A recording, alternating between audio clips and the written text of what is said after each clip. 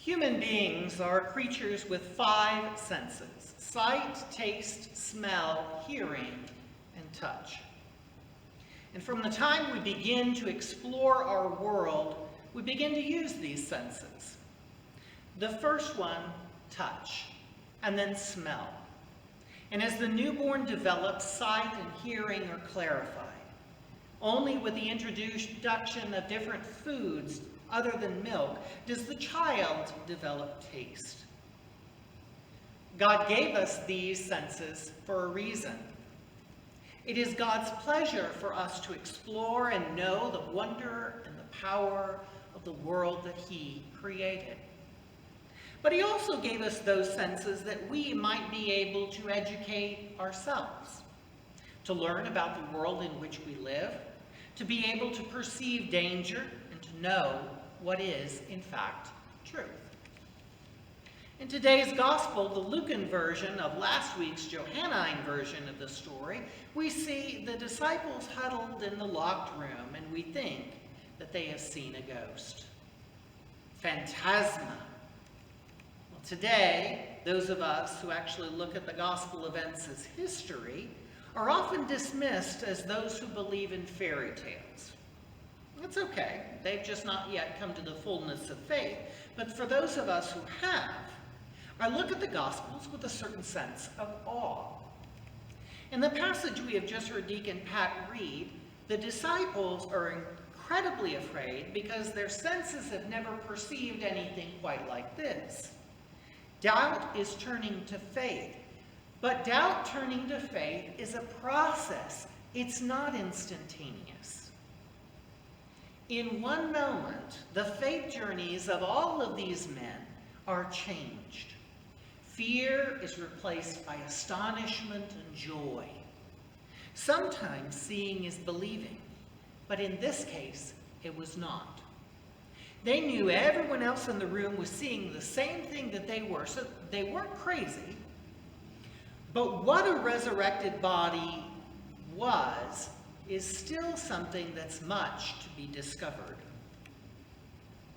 As fearful as they were, the best thing to convince them that Jesus was not phantasma was touch, our most primitive sense.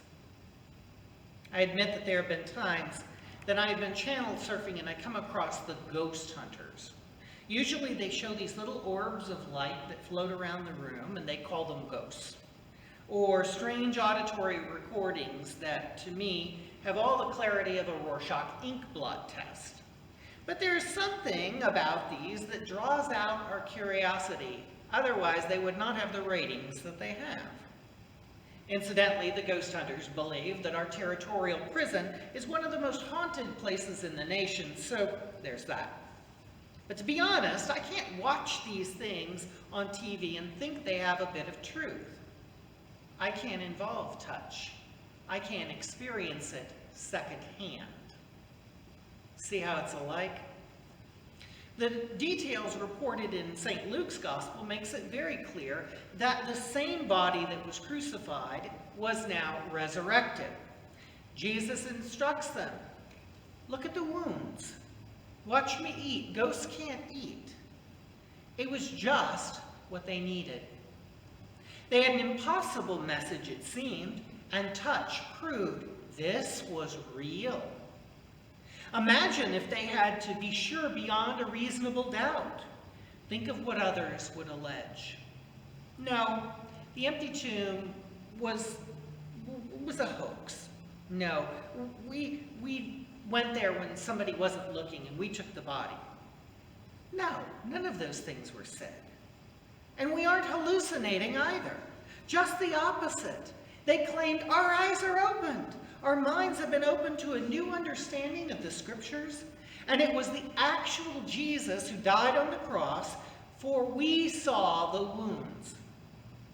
No, it wasn't a ghost. No, the body wasn't stolen. Touch, smell, sight, hearing, and taste, 5 gifts of sensory perception, became 5 gifts to help these very uneducated men spread a message that would change the world. Otherwise, we wouldn't be here this morning. Those senses in the room were so convincing that all of these, save John, would experience absolutely horrible deaths. Men do not die for things they know to be a lie, only what they know to be absolutely true. Throughout the scriptures, Jesus appears with just enough to convince us that he is who he says he is. And in fact, that is who he really is. Our natural state is disbelief. God knows this, and he's continually bringing to our senses the mix of convincing us with the truth of his resurrection, even amidst the world of our doubt. And now, he asks for us to take the truth of the resurrection forth from this place. The disciples did not stay in that locked room for fear. Instead, they were told to go out and bring the message to the people. And so we do when we go from this place into Yuma. Sometimes it's going to be received with disbelief, but our changed lives are the visual manifestation of this resurrection. We believe because we know, and others will come to know because we shared what we believe.